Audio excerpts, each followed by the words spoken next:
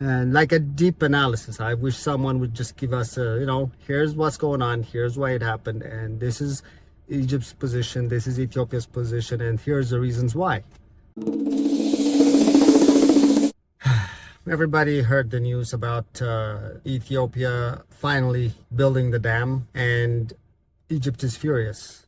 I am a bit tired of reading the same headlines that talk about the same story over and over again and try to guess what the next steps are. I really wish that most people dig through the history of Ethiopia and Egypt and the whole Nile dispute.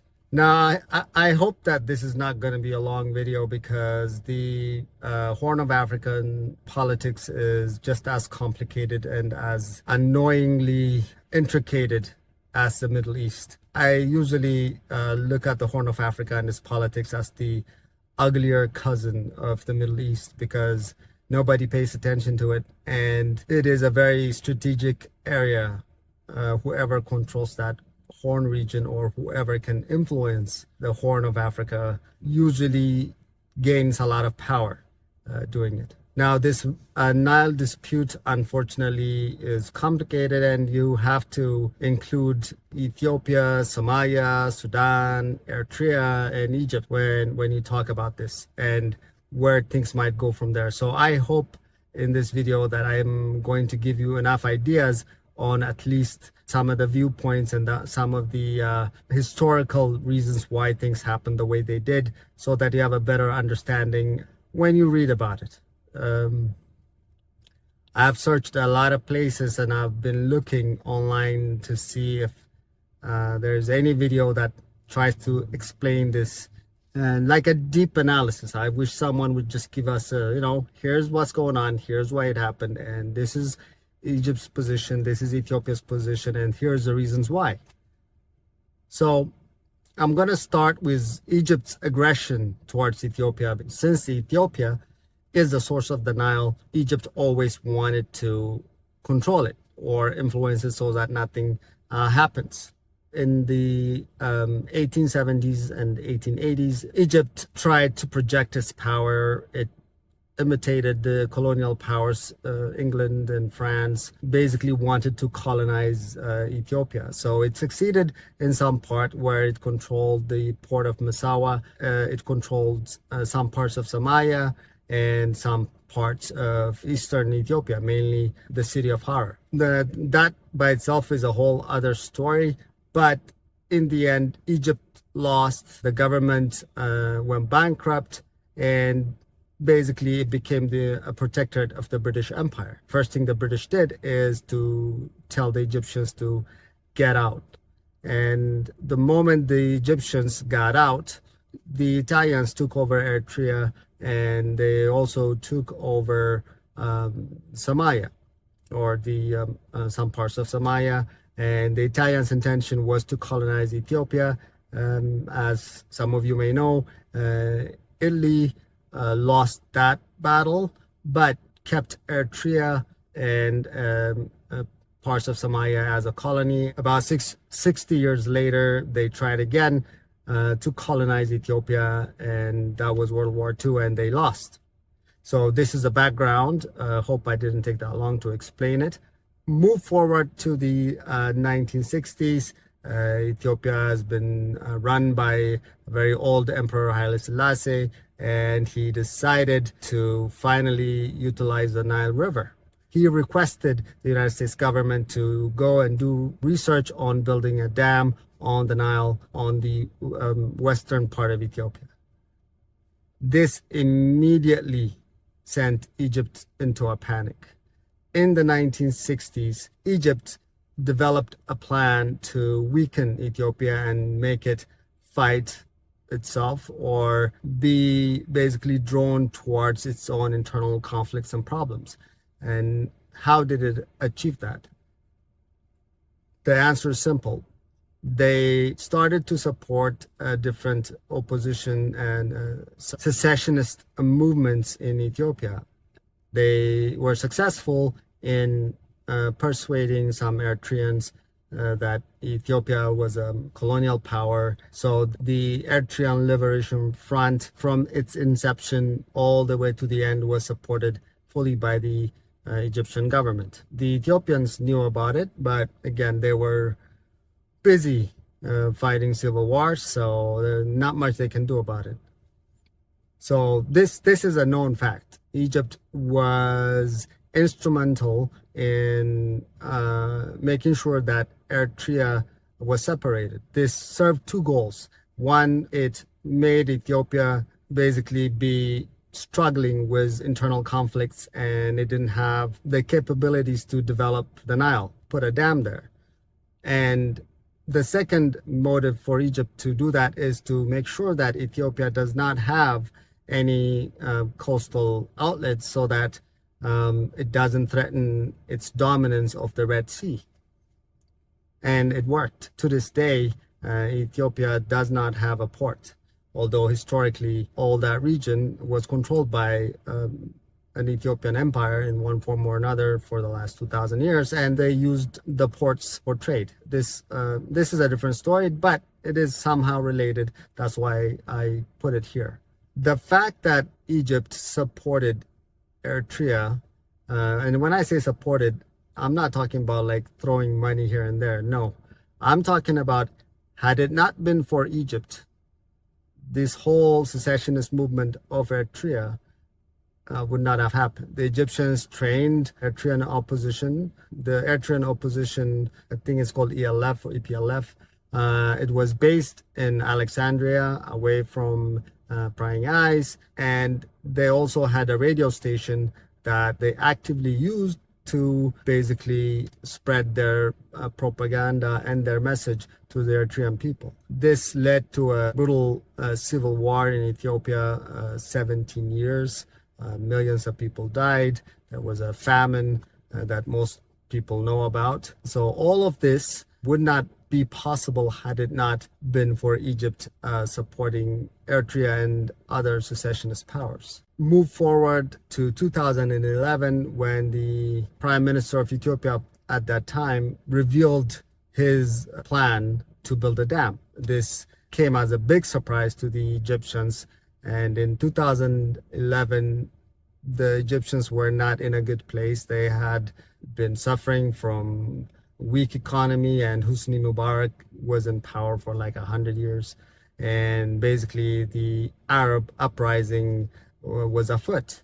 Ethiopia is debatable, but Ethiopia revealed that plan in 2011 and started building the dam. This obviously was a big red flag for Egypt, because Egypt doesn't want anybody to control the Nile, let alone Ethiopia, which has been basically its enemy for previously mentioned reasons.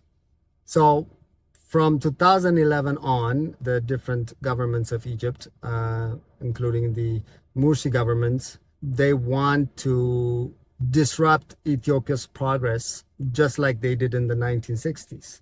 And so now they're supporting a lot of insurgents and different people on that front. But before that, though, so in 2011, when Ethiopian Prime Minister Meles Zenawi at the time said that here's where we're going to build a dam, it's going to cost us $5 billion, Egypt went straight to everybody, said to the world that they cannot help Ethiopia build this. So when Ethiopia went to the World Bank, United States, and all other donors to ask for a loan, everybody said no. And Egypt succeeded in that diplomatic front.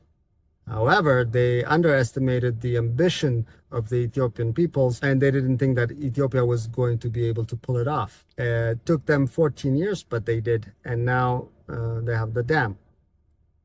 So this is the history. There's some parts I left about Somalia, but maybe I'll put it on next time on the video if anybody's interested in that. Now, let's talk about what both countries want. What does Egypt want and what does Ethiopia want, and how do they go from here? What does Egypt want? Egypt wants nobody to control the Nile. And if someone built a dam, that is not in Egypt or in a country where they have no influence, then they're going to have a problem. So they asked Ethiopia to guarantee their quota. So in 1929 and 1959, in two agreements, none of them including Ethiopia, Egypt and Sudan signed a deal, right? And that deal, I made a previous video about it, but basically those deals say that Egypt has a lion's share of the water and that it also has veto power on any of the downstream countries if they wanted to use the river. So that's what Egypt wants. Egypt calls it its historical rights. However, this creates a problem for Ethiopia or any other downstream country because now they have Egypt to answer to when they want to develop their country, even though the river starts on their territory. This, I'll be honest, is a colonial type mentality because Egypt never explains why, other than just showing the signed agreements that they did that didn't involve any of the countries. So Ethiopia is saying, no, this is a very, this is a colonial type agreement and there's no way I would sign that because it gives you veto power. So Ethiopia wants what it calls equitable water rights. Basically, that's like they sign an agreement where they promise, pinky promise, where one would not harm the other while they're utilizing the river equitably, right? So, but Egypt came back and said, no, you guys have mountains, you guys have other rivers, and you don't use the Nile for drinking, but Egypt uses the Nile for everything. It's a desert country and it needs the Nile. And I think 97% of Egypt's water needs come from the Nile. So they're saying, no, you cannot do that. We don't need this river equally. I need it more than you guys. And so they say that's why they have to have the veto power. That's basically their position. Now, how they're going about it is not in a friendly way.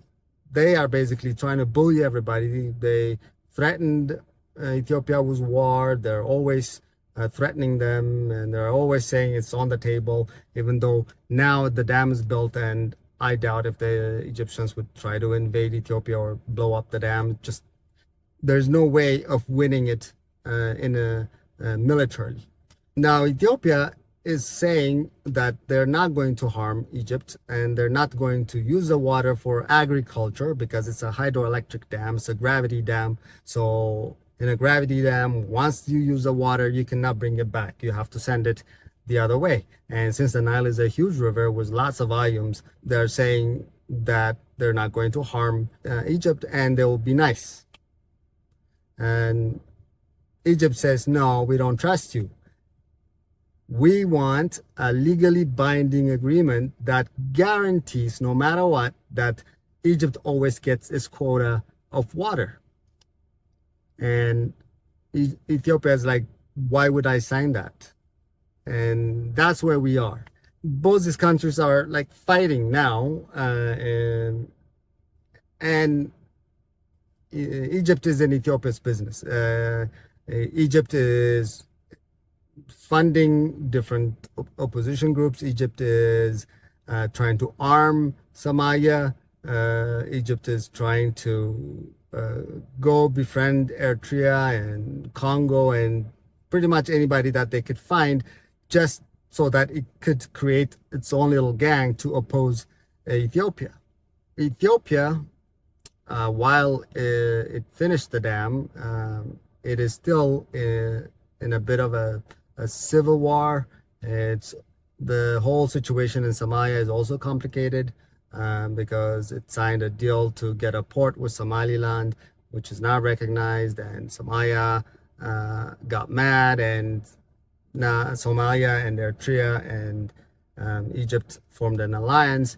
But just like the Middle East, the alliances are, always shifting. You don't know who's going to ally with who, and that's where we are. And Sudan is in a civil war, so who knows where things could go from here. It is a very puzzling situation, to be honest with you, because it really, I come from the Horn of Africa. I'm Ethiopian, even though I don't live there anymore. And for me, the tribalism in Ethiopia and in the whole of the Horn of Africa is unbelievably hostile, toxic, and unnecessary. That region, if you sit down and talk and deal with it, there's really no need to fight. But in an ideal world, you'd think that they would sit down and just, sign an agreement, and Ethiopia can generate the electricity it needs and sell to its neighbors and make money, and Egypt would no longer be dealing with scarcity, because if the water is kept in Ethiopia's dam, then there won't be any evaporation. By the way, Egypt loses about 10 billion cubic meters of water on the Aswan, just because it's a desert and the evaporation is very high there. So there's ways that these countries could agree and build upon each other's resources. But I don't think that's going to happen. And I think what's going to happen is Egypt is going to try and divide Ethiopia, while Ethiopia tries to assert or reassert its dominance over the region. In the end, like, someone is going to win and someone is going to sit down and someone is going to agree. Eventually that's what's going to happen. But until we get to that point, millions are going to die. And that's the sad part. That's what I always hate about wars in the Horn of Africa, because the amount of lives lost needlessly over the tribal wars, political wars, is unbelievable. Whether it is Somalia, Ethiopia, Eritrea, Sudan, it's almost like everybody there is thirsty for war. And Egypt, for some reason, Egypt thinks because it's got the pyramids that it can dictate to other African countries. I think Egypt sees itself as like a modern civilized world, or whatever illusions Egyptians have. The sad reality is it is not a superpower. It doesn't have that type of influence. It has power, it has influence, but I don't think Egypt is in any position to dictate to other African countries on how to use their resources. By the way, the same type of situation happened when Egypt first took over the Suez Canal, because Egypt said, this is mine, this is my land, and whether I signed a deal before with the British Empire, or whether this was owned by a private company, I say it's not, because it's on my land and it's my resource, and rightfully so. So for Egypt now to go to another African country and tell it, hey, I got veto power in what you can do with your river, that's very hypocritical. Anyways, that's what I think. That's what I feel. And I'm really interested in knowing what you think. How do we go from here? What's going to happen? And who's going to win? Who's going to lose? Let me know in the comments.